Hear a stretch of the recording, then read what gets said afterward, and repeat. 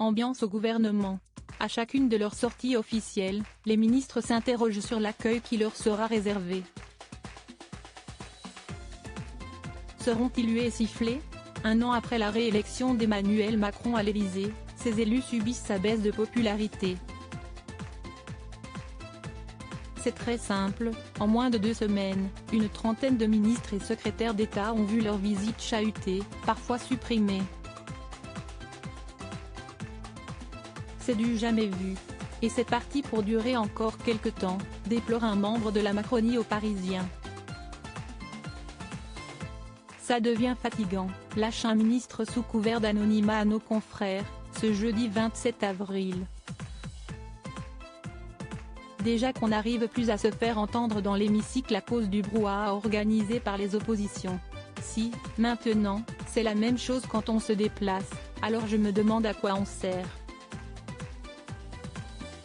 Un autre a l'impression d'être envoyé comme de la chair à canon sur le terrain.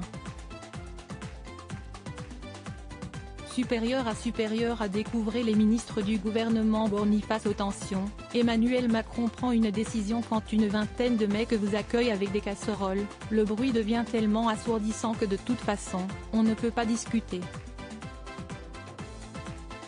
Comment entamer un dialogue dans des conditions pareilles? S'interroge ce même ministre.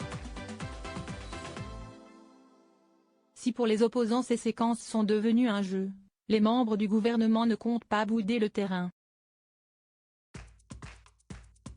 À l'instar d'Emmanuel Macron.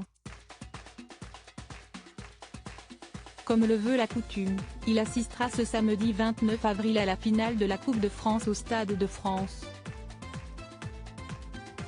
Mais le climat social aura eu raison de sa ferveur, il ne descendra pas sur la pelouse avant le match Nantes-Toulouse pour saluer les joueurs.